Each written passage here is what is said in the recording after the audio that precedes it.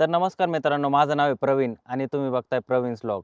तर आजच्या व्लॉगमध्ये आपण काय बघणार आहे, DJIचा जो newly launch DJI Osmo Action 6 आहे ॲक्शन कॅमेरा. तर तो ग्लोबली तसं बघायला गेलं तर नोव्हेंबर महिन्यामध्येच लॉन्च झालेला आहे. पण आत्ता भारतामध्ये आपल्याकडे हा जानेवारीपासून डिलिव्हरी व्हायला चालू झालेला आहे. तर आपण घेतलेला आहे ॲडव्हेंचर कॉम्बो. आता ॲडव्हेंचर कॉम्बो आणि स्टँडर्ड कॉम्बो 2 अशा पॅकेजिंग येतात. तर आपल्याला ॲडव्हेंचर कॉम्बो का घ्यावा वाटला आणि त्याच्यामध्ये स्पेशल काय आहे? तर आपण ते पुढं बघणार आहोत. तर त्याच्या आधी आपण अनबॉक्सिंग करून घेऊयात.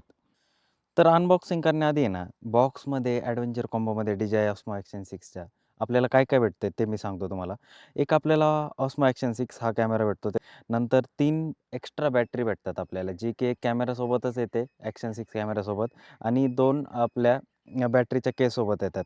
आता ही ही आहे त्याची बॅटरीची केस. नंतर हा आहे एक्सटेन्शन रॉड आणि 2 स्क्रू येतात लॉकिंग स्क्रू. ही आहे सरफेस प्लेट आणि हा आहे एक क्विक रिलीज प्लेट जी आणि ही USB-C टाइप केबल. तर आता आपण हा जो आपला स्पेशल कॉम्बो आहे, तर मी मगाशी तुम्हाला बोललो होतो स्टँडर्ड कॉम्बो आणि ॲडव्हेंचर कॉम्बो. तर त्या स्टँडर्ड कॉम्बोमध्ये फक्त काय होतं, एकच बॅटरी येते आणि एक ॲक्शन कॅमेरा येतो. त्या 2 गोष्टींचा न विचार करता आपल्याला जरी जास्त फंक्शनॅलिटी भेटावी म्हणून आपण ॲडव्हेंचर कॉम्बो घेतलेला आहे. तर आता याची अनबॉक्सिंग करून बघू आणि याच्यामध्ये आपल्याला काय-काय भेटतंय ते आपण चेक करून बघूयात एकदा. आता जर तुम्ही इथं बघत असाल, तर हा आपला आहे Osmo Action 6 आणि ही आहे ॲक्सेसरीज. पहिलं आपण ॲक्सेसरीज ओपन करून घेऊ. ॲक्सेसरीजमध्ये आपल्याला काय-काय भेटतंय. आणि ही आहे सरफेस प्लेट. हे आहेत 2 लॉकिंग स्क्रू आपले. नंतर ही आहे आपली USB-C टाइप केबल, जी की बॅटरीची केस आहे Osmo Action 6ची. ही जी बॅटरीची केस आहे ना, त्याला तुम्ही आपला चार्जर USB टाइपचा जो चार्जर आहे त्याने चार्ज करू शकता आणि इथं तुम्ही बघू शकता ह्या 2 बॅटरीज एक्स्ट्रा दिलेल्या आहेत. तर ही फंक्शनॅलिटी खूपच म्हणजे चांगली आहे कारण की ज्यावेळेस एक्स्ट्रा बॅटरी असते ना तुमच्याजवळ, तर त्यावेळेस तुम्ही एक एक्स्ट्रा चांगलं काम करू शकता. समजा तुम्ही स्टँडर्ड कॉम्बो घेतला आणि त्याच्यामध्ये काय होतं स्टँडर्ड कॉम्बोमध्ये तुम्हाला एकच बॅटरी भेटते आणि 2 बॅटरी एक्स्ट्रा पे करून घ्याव्या लागतात. तर तसं न करता आपण ॲडव्हेंचर कॉम्बोकडे जास्त फोकस करावा असं मला तरी वाटतं. कारण की तुम्ही जर डेली ब्लॉगर असाल, मोटो बायकिंग जर डेली करत असाल, ॲक्शन काही दररोजच्या करत असाल, तर त्यावेळेस तुम्हाला ह्या बॅटरीज नक्कीच कामात येतील. आता ही आहे आपली क्विक रिलीज प्लेट. आता ही मी दाखवतो कधी आपण यूज करणार आहे आणि ह्या 2 क्विक रिलीज प्लेट दिलेल्या आहेत त्यांनी. ही बघू शकता तुम्ही आणि सेम ही पण ह्या पॅकिंगमध्ये आहे एक. तर आता आपला जो मेन कारभारी आहे, आपण त्याला बाहेर काढून घेऊ. काय म्हणणं आहे त्याचं ते बघून घेऊया एकदा. ओके. हे बघा, हा आहे आपला newly launch DJI Osmo Action 6. आता याचं जे आहे, हे कव्हर काढून घेऊयात आपण. तुम्ही बघू शकता किती टायनी आणि कॉम्पॅक्ट कॅमेरा. तर आता तुम्ही बघू शकता हा आपण अनबॉक्स केलेला आहे DJI Osmo Action 6 ॲडव्हेंचर कॉम्बोमधला. सगळी बॅजिंग वगैरे आहे ॲक्शन 6, DJI आणि आता आपण त्याला काय करू, पहिली गोष्ट म्हणजे ह्याचं एक ऑन करायचं इकडच्या साईडने आणि जर तुम्ही मेमरी कार्ड वगैरे त्या गोष्टी आपल्याला टाकायच्या असतील कारण की ह्याचं इनबिल्ट स्टोरेज जे दिलेलं आहे DJIने पहिल्यांदाच बाकीच्या कोणत्याच ॲक्शन कॅमेरामध्ये नाही आहे. तर ह्याचं इनबिल्ट स्टोरेज जे दिलेलं आहे ते आहे 50 GB. मग तसं जर बघायला गेलं तुम्ही 4K 30 FPSमध्ये जरी शूट केलं दिवसाचा एक 15 ते 20 मिनिटाचा व्हिडिओ, आरामशीर तुम्ही 50 GB रेकॉर्ड करू शकता. कारण की कसं आहे, ज्यावेळेस आपण मेमरी कार्ड समजा घरी विसरतो, कुठेही विसरतो, समजा हरवलं जातं आपल्याकडून किंवा आणखीन दुसरी गोष्ट असते की करप्ट होतं मेमरी कार्ड कधी-कधी. त्याच्यामुळे ह्याची एक खासियत आहे, इनबिल्ट स्टोरेज आपल्याला 50 GB DJIने दिलेलं आहे. त्याची बॅटरी चेंज करायची तर ती कशी करणार, की हे जे बटन आहे ते या साईडला पुश करायचं आहे आणि हळूच असं वरती पुश करायचं आहे. परत एकदा दाखवतो वाटलंच तर मी. तर हे बटन या साईडला प्रेस करायचं आणि हे असं वरती पुश करायचं आणि हे असं वरती पुश केलं, की नंतर ही बॅटरी आपण इझिली काढू शकतो. ओके. आणि दुसरी जी असती बॅटरी आपल्याला, जी बॅटरी आहे, तर ही परत या केसमध्ये पुन्हा ठेवून ही आपण इझिली अशी याच्यात इन्सर्ट करू शकतो. हे परत एक इकडे बटन हे ओढून पुढं घ्यायचं आहे थोडंसं आणि हे परत लॉक करून टाकायचं आहे. आणि मित्रांनो, आता आपलं जे लास्ट जे ॲक्सेसरीज आहे DJIने आपल्याला दिलेली ॲक्शन 6 सोबत, तर ती आहे आपली एक्सटेन्शन रॉड. जी क्विक रिलीज प्लेट आहे, ती आपली ह्याला जाणार ॲक्शन 6 जो आपला कॅमेरा आहे त्याला, बरोबर. त्याच्यानंतर हे जे काही आहे ॲक्सेसरीज, ही सरफेस प्लेट मी बोललो होतो, ती ज्यावेळेस तुम्ही कॅमेरा असं कुठेही ठेवू शकता. म्हणजे तुमची जर इच्छा असेल तर की एक टेबलवर माउंट करून टेबलवर असं फक्त सरफेसवर कुठेतरी ठेवून असं की मला फक्त एक स्टॅटिक व्हिडिओ बनवायचा आहे, तर त्यावेळेस तुम्ही ही सरफेस प्लेट वापरू शकता. तर मित्रांनो, आपण आता बघतोय जे आपल्याला स्टिक दिलेली आहे, तर त्याची हाईट बघू शकता तुम्ही. एक व्लॉगिंगसाठी, डेली व्लॉगिंगसाठी तर खूपच इनफ इनफ हाईट आहे ही. तर आता ही माउंट कशी करणार आपण? तर आपल्याला हा एक छोटा स्क्रू दिलेला आहे, हा ॲक्शन कॅमेरा. तर यामध्ये माउंट करून हा जो स्क्रू आहे, त्याने टाईट करून आपण हे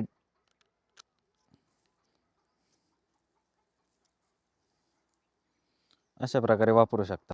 तर हा आहे आपला एक्सटेन्शन रॉड, बॅटरीसाठी जे केस दिलेली आहे, त्याच्यासोबतच आपल्या 3 ज्या बॅटरी आहेत त्या एकसाथ चार्जिंग करू शकतो आणि आपला ॲक्शन 6, USB-C टाईप केबल, आपलं ही आपली बेस प्लेट, ही बेस प्लेट आणि ह्या 2 क्विक रिलीज प्लेट आहे. समजा जर एखादी तुमची बाय चान्स हरवली तर हे नक्कीच कामाला येणार आहे. ती एक चांगली गोष्ट केलेली आहे आणि हे 2 स्क्रू. तर मित्रांनो, ॲक्शन 6 घेण्यामागं एक महत्त्वाचं कारण म्हणजे ह्याच्यामध्ये जे काही आहे अपर्चर जी गोष्ट असते, तर ते व्हेरिएबल अपर्चर आहे. बाकीचे आत्तापर्यंत तुम्ही GoPro सीरीज बघितल्या असेल, Insta360 बघितला असेल, तर त्याच्यामध्ये एक फिक्स अपर्चर असायचं. आता DJIने आपल्याला काय प्रोव्हाईड केलेलं आहे, 2 to 4 व्हेरिएबल अपर्चर फिक्स केलेलं आहे. आता व्हेरिएबल अपर्चर जो 2 आहे, तर तो आपण कधी यूज जास्त होणार त्याचा आणि काय होणार? ज्यावेळेस तुम्ही लो लाईटमध्ये परफॉर्मन्स करणार आहे, की लो लाईटमध्ये तुम्ही ब्लॉग करताय, कधी शॅडो येतात, तर त्या शॅडो येते, तर त्यावेळेस काय होतं, आपल्या व्हेरिएबल अपर्चर असलं ना, तर ऑटोमॅटिक एक्सपोजर कंट्रोल केलं जातं आणि त्यावेळेस ही जी गोष्ट आहे, तर ती ह्या DJI ॲक्शन 6 मधली मला तरी असं वाटतं, की खूपच छान गोष्ट केलेली आहे त्यांनी. कारण की आत्तापर्यंतचे ॲक्शन कॅमेरा होते, त्याच्यामध्ये ही गोष्ट दिलेली नाही आहे. तर मित्रांनो, आपलं सगळं जे काही अनबॉक्सिंग आहे ते कंप्लीट झालेलं आहे आणि आता आपण काय करणार आहे, जो आपला छोटूसा ॲक्शन 6 आहे, तर तो चालू करून बघणार आहे. त्याची काय काय फंक्शनॅलिटी आहे, काय काय नाही, हे सगळं आपण जाणून घेणार आहोत. ओके. तर आपला कॅमेरा चालू झालेला आहे आणि त्याच्यामध्ये तुम्ही जर इथं क्लिक केलं, तर व्लॉगर आहे तुम्ही, तर त्याच्यासाठी आपल्याला जो एक्सपोजर लागणार आहे, व्हाईट बॅलन्स लागणार आहे. जर तुम्ही डी-लॉगमध्ये शूट करताय, जर तुम्ही व्हेरिएबल अपर्चर तुम्हाला फिक्स ठेवायचं आहे की व्हेरिएबल ठेवायचं आहे, तर त्या गोष्टी तुम्ही सेट करण्यासाठी आपल्याला इथं क्लिक करायचं आहे आणि त्याच्यामध्ये गेल्यानंतर प्रो मोडमध्ये जाऊन तुम्हाला ह्या गोष्टी दिसणार आहेत. आता डी-लॉगमध्ये शूट करायचं म्हणल्यानंतर तुम्हाला प्रो मोडमध्ये जावं लागेल. तर आता इथं काय भेटतं आपल्याला पहिल्यांदी ऑटो एक्सपोजर. ऑटो एक्सपोजर म्हणजे काय? आता तुमचा जो ISO आहे इथं तुम्ही फिक्स केलेला आहे 100 ते 800 आणि जर इलेक्ट्रॉनिक शटर जे आहे, तर ते जर केलं 3 इलेक्ट्रॉनिक समजा 2, 2.3 आपली जी फुटेज आहे ती खूपच एक्सपोज होऊन जाते. तर मग मी सजेस्ट करेल की ऑटोवरच ठेवायचं. ऑटोवर ठेवलं ना, कॅमेरा त्याचं ऑटोमॅटिक सगळं फिक्स करत राहतो टाईम टू टाईम. तुम्हाला काही करायची गरज पडत नाही.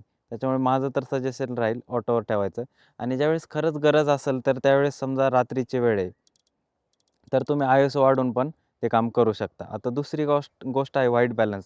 तर ऑटो व्हाईट बॅलन्स म्हणजे काय आहे, की कलर जे असतात ते ॲक्युरेट येण्यासाठी आपण ऑटोवर ठेवलेलं आहे. समजा की आता अचानकच डार्क मोड आला, शॅडोमध्ये जातोय आपण, समजा एक खूप ब्राईट सनलाईट आहे, तर त्यावेळेस आपल्याला ऑटो व्हाईट बॅलन्स जो आहे तो कामात येणार आहे. मॅन्युअल पण ठेवू शकता तुम्ही, तसं नाही काही. पण आता जर मॅन्युअल मी ठेवलेला आहे, समजा आता 1700-1500 समजा 6500 तर यामध्ये तुम्ही बघू शकता येलोनेस किती वाढतोय. तर ही गोष्ट न होण्यासाठी समजा जर आता मीच इथं तुम्हाला दाखवतो ऑटोवर केला, तर कलर जे आहेत ते ॲक्युरेट येण्यासाठी ऑटो व्हाईट बॅलन्सच तुम्ही यूज करावा. ओके. तर आता दुसरी गोष्ट आहे याच्यात कलरचं. कलरचं सायन्स काय आहे याच्यात? नॉर्मल 10 बिट आहे आणि D log 10 bit. D log M 10 bit. आता नॉर्मल 10 बिट म्हणजे काय आहे? याला तुम्ही तुमच्या सोयीनुसार ॲडजस्ट करू शकता कलर ग्रेडिंगमध्ये. पण डिलॉग एम 10 बिट जे आहे, तर त्याच्यामध्ये तुम्हाला फुटेज एक सर्वसाधारण दिसेल. पण इथं कलर रिकव्हरीवर जर क्लिक केलं तुम्ही, जर जसे कलर आहेत तसे येणार आहेत. पण लट्स ॲप्लाय केल्यानंतर याच्यामध्ये एक ॲडव्हान्सपणा येऊन जातो. कलर खूपच ॲक्युरेट येतात. तर त्याच्यामुळे ह्या 2 गोष्टींपैकी माझं सजेशन राहील, की 10 बीट डिलॉग 10 बीट जे आहे तर तेच तुम्ही यूज करावं. आता दुसरी गोष्ट आहे आपलं ह्याच्यात व्हेरिएबल अपर्चर. आता याच्यात काय करू शकतो आपण फिक्स पण ठेवू शकतो आणि व्हेरिएबल पण ठेवू शकतो. पण फिक्स जर ठेवलं तर लो लाईटमध्ये तुम्हाला नक्कीच कामात येणार आहे. तर मित्रांनो आता आपण ह्याच्यात बघू शकता, की याच्यामध्ये रिझोल्यूशन काय-काय आहेत. रिझोल्यूशन आपल्याला 1080, 2.7K आणि 4Kमध्ये दिलेलं आहे. आणि जे काही खालची जी लाईन आहे ती FPS. म्हणजे तुम्हाला जर 1080 पिक्सल जे आहे आणि 30 FPSमध्ये जर शूट करायचं असेल आणि तुम्ही जर रील स्टार असाल, तर तुमच्यासाठी हे ऑप्शन खूपच महत्त्वाचं ठरणार आहे.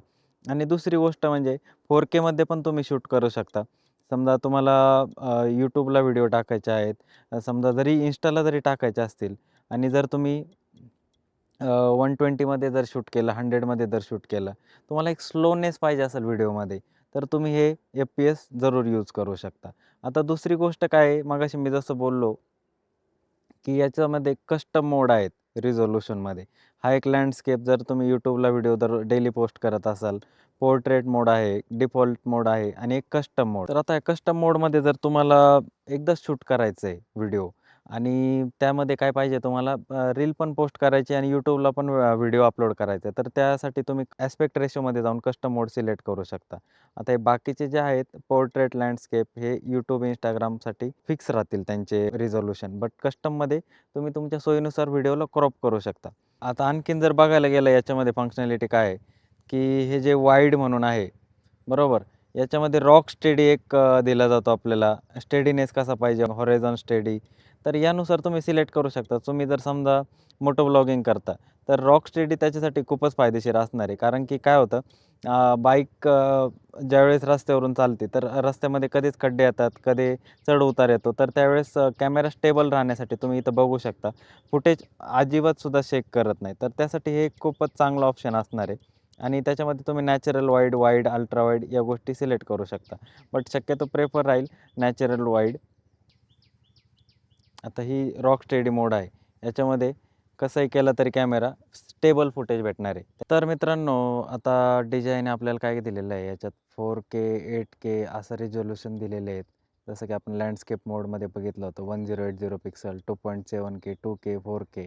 पण आणखीन एक अपग्रेड केल्यानंतर आता आम्हाला बघण्यात आलं, की डिफॉल्ट मोडमध्ये जर गेलो आपण ॲस्पेक्ट रेशोमध्ये आणि तिथं आपल्याला काय-काय बघायला भेटतं 1080, 2K, 4K 60 FPS, 4K 30 FPS आणि आणखीन एक म्हणजे 8K आपण अप टू 30 FPS शूट करू शकतो विथ 16:9 रेशोमध्ये. तर हा 8K आपण जास्तीत जास्त यूज नाही करणार कारण की याने बॅटरीचं कन्झम्पशन जे आहे तर ते खूप होणार आहे. पण हा एक खूपच ॲडव्हान्स फीचर दिलेला आहे DJIने. तर मित्रांनो तुम्ही बघू शकता, जर DJI Osmo Action 6 तुम्ही जर वापरणार असाल, तर त्याच्यासाठी तुम्हाला ND फिल्टरची गरज तर नक्कीच पडणार आहे. मग आता हा जो टेलिसिन ब्रँड आहे, त्याचा आपल्याकडं ND फिल्टरचा सेट आलेला आहे. तर त्याच्यामध्ये काय-काय येतंय, टेलिसिनचं CPL फिल्टर एक येतं, ND8 येतं, ND32 आणि ND16 असे 4 फिल्टर येतात आपल्याला. CPL म्हणजे काय पण गाडीमध्ये असतो. काचेवरचं रिफ्लेक्शन, पाण्यावरचं रिफ्लेक्शन ज्यावेळेस आपल्याला घालवायचं असतं, तर त्यावेळेस आपण CPL फिल्टरचा यूज करतो आणि ND8, 16 आणि 32 हे जे काही आहे, ते आपल्या डे लाईटनुसार आपण ते यूज करतो. समजा जर मगाशी जसं मी सांगितलं एक्सपोजर जरा जास्तच होत असेल, तर आपण ND8, ND16, ND32चा नक्कीच यूज केला पाहिजे डेली लाईफमध्ये. आता दुसरं जे आहे तुम्ही जर डेली ब्लॉगर आहे आणि तुमच्या घरातले जर तुम्ही शूट करताय, बाहेर आउटडोअर नाईटला शूट करताय थोडंसं, जरी आपला कॅमेरा लो लाईट परफॉर्मन्स जरी असला, तरी ही जी काही लाईट आहे Godocची LED 6R तुम्हाला ह्या लाईटमुळे काय भेटणार आहे, एक एक्स्ट्रा लाईट भेटणार आहे आणि जो चेहऱ्यावर डार्कनेस वगैरे येतो, तर तो नक्कीच या लाईटमुळे कमी होईल. तर आता ही एक RGB लाईट आहे आणि तुम्ही बघू शकता ही चालू केल्यानंतर ह्याचा लाईट आत्ता आपण बाहेर असल्यामुळे एवढा पडणार नाही. पण हा एक खूपच उत्कृष्ट दर्जाचा लाईट आहे आणि त्याच्यामध्ये एक 13 इफेक्ट्स दिलेले आहेत. जसं की आता मी दाखवतो तुम्हाला. हा एक RGB इफेक्ट दिलेला आहे. हा दुसरा स्टारलाईटचा, हा एक लॅम्पचा इफेक्ट दिलेला आहे. नंतर हा एक जशी की आपली वीज कडाडली जाते तसा एक इफेक्ट दिलेला आहे. नंतर हा एक बल्बचा इफेक्ट दिलेला आहे. नंतर हा जसा आपला टीव्हीचा लाईट असतो तसा एक इफेक्ट दिलेला आहे. नंतर एक कॅन्डल लाईटचा एक इफेक्ट दिलेला आहे. नंतर एक फायर जी असते आपली बर्निंग रात्रीची शेकोटी करतो तसा एक इफेक्ट आहे. नंतर एक हा एक इफेक्ट आहे. ॲम्ब्युलन्स इफेक्ट एक आहे. अग्निशामकचा एक इफेक्ट आहे आणि नंतर असे एक एकूण 13 इफेक्ट दिलेले आहेत. तर याच्यामध्ये तुम्ही बघू शकता हा एक ऑन ऑफचा बटन आहे आणि जर एफेक्ट्स चेंज करायचा असेल तुम्हाला आर-जी-बीमध्ये वगैरे न्यायचं असेल तर एफेक्ट्स आहे. मॅन्युअल मोड आहे आणि आता समजा टेम्परेचर आहे आपलं. तुम्ही ह्या लाईटची पॉवरसुद्धा डिफ्यूज करू शकता 1 to 100 पर्यंत आणि ह्याचं जे केल्विन आहे 3200 ते 65,000 एवढं ह्याचं केल्विन जातं. मग त्यानुसार पण तुम्ही ॲडजस्ट करू शकता आणि जर दुसरी गोष्ट झाली तुम्हाला जर अंडर वॉटर जर शूट करायचं आहे, जरी डी-जे-आयने सांगितलं आहे की आपण याला अंडर वॉटर शूट करू शकतो. बट मला तरी असं म्हणायचं आहे की कॅमेरा जर तुम्ही अंडर वॉटर नेताय आणि जर खराब जर झाला, तर त्याचा फटका नक्कीच तुम्हालाच बसणार आहे. मग मला तरी असं वाटतं की ही एक अंडर वॉटर जी केस आहे, तर ती तुम्ही नक्कीच यूज केली पाहिजे. आता याच्यामध्ये कसं आहे, तुम्ही तुमचा कॅमेरा माउंट करणार आणि तुम्ही याला पाण्यामध्ये किती फूट नेऊ शकता तुमच्या इच्छेनुसार. कसलाही त्रास तुम्हाला होणार नाही आहे. तर ही केस अशी ओपन करून याच्यामध्ये कॅमेरा ॲडजस्ट करायचा आहे आणि हे याची वरती लॉकिंग सिस्टीम आहे. ही फिट केली की तुम्ही हे यूज करू शकता आणि याला जे काही पॉवर ऑन ऑफचं बटन आहे आणि हे जे व्हिडिओ रेकॉर्डिंग, फोटो रेकॉर्डिंग हे जे बटन आहे, तर ते तुम्ही यूज करू शकता. तर मित्रांनो, आता तुम्ही ह्याचं सगळं अनबॉक्सिंग वगैरे बघितलेलं आहे. आपल्याला डेली लाईफमध्ये काय-काय वस्तू लागणार आहेत, जसं की मी तुम्हाला लाईट पण दाखवली, एन-डी फिल्टर पण दाखवले, तर वॉटरप्रूफ केस पाहिजे असेल ती पण दाखवली. काय-काय ॲक्सेसरीज आपल्याला ॲडव्हेंचर कॉम्बोमध्ये भेटलेल्या आहेत त्या पण दाखवल्या. तर आता मला एक अशी गोष्ट वाटते, की जर या गोष्टी जर तुम्ही डेली लाईफमध्ये यूज करणार आहे, तर ती ठेवायला पण काहीतरी एक सेफ्टी म्हणून आपल्याकडे एक बॅग असली पाहिजे. तर त्याच्यासाठी आपल्याकडे ही एक स्टार टी-आर-सी म्हणून एक बॅग आहे. तर ती एक खूप मजबूत बॅग आहे आणि ही वॉटरप्रूफ बॅग आहे. तर ही जर तुम्ही यूज केली, तर तुमचा ॲक्शन कॅमेरा जो आहे, त्याच्या ॲक्सेसरीज आहेत, त्या काही हरवणारही नाहीत आणि सेफ राहतील. तर आता ही ओपन करून दाखवतो मी तुम्हाला. हे बघा ह्याच्यामध्ये हा एक बेल्ट भेटतो, जो की तुम्ही ब्रीफकेससारखा असा गळ्यामध्ये अडकवू शकता आणि इथे आपण ठेवू शकतो ह्या आपली बॅटरीज. नंतर इथं आला आपला हा ॲक्शन कॅमेरा. ज्या काही क्विक रिलीज प्लेट आपल्याला ज्या 2 दिलेल्या आहेत, तर त्या तुम्ही इथं ठेवू शकता. नंतर USB केबल ही जी काही आपली चेन आहे, तर ती खोलून इथे ठेवू शकता आणि हा जो काही रॉड आहे, तर तो इथे ठेवला आणि हे 2 स्क्रू तुम्हाला ठेवायचे तिथं आणि हा एन-डी फिल्टरचा सेट जो आहे, तो इथं ठेवू शकता. पण मला असं वाटतं या बॉक्समध्येच एन-डी सेफ राहील आणि ह्या अशा प्रकारे तुम्ही ही एक जर मोटो व्लॉगर असाल, ॲक्शन व्लॉगर असाल, डेली लाईफ व्लॉगर असाल, तर ही एक ब्रीफकेस तुमच्याकडे असणं खूपच गरजेचं आहे, असं मला तरी वाटतं. नक्कीच अशी एक ब्रीफकेस घ्या आणि ॲक्शन कॅमेरा तुमचा सेफ ठेवा. तर मित्रांनो, आता आपल्या गोष्टी राहिल्यात, की याच्यामध्ये इफेक्ट काय-काय आहेत. आपण जर समजा बाईकवर माउंट करून जर व्हिडिओ करणार आहोत रेकॉर्ड आणि याचं फोटो क्वालिटी काय आहे, व्हिडिओ रेकॉर्डिंग क्वालिटी काय आहे आणि दुसरी गोष्ट म्हणजे ज्यावेळेस तुम्ही रनिंग शॉट जर घेत असाल, ॲक्शन काही शूट करत असाल, बाईकवर कॅमेरा माउंट केलेला आहे, तर त्यावेळेस जर शूट करत असाल, तर त्यावेळेस कसा इफेक्ट भेटणार आहे, हे आपण पुढच्या व्लॉगमध्ये नक्कीच बघूयात. तर आजच्या व्लॉगमध्ये ह्या ॲक्सेसरीजवरच आपण थांबूयात. भेटूयात पुढच्या व्हिडिओमध्ये. Thank you.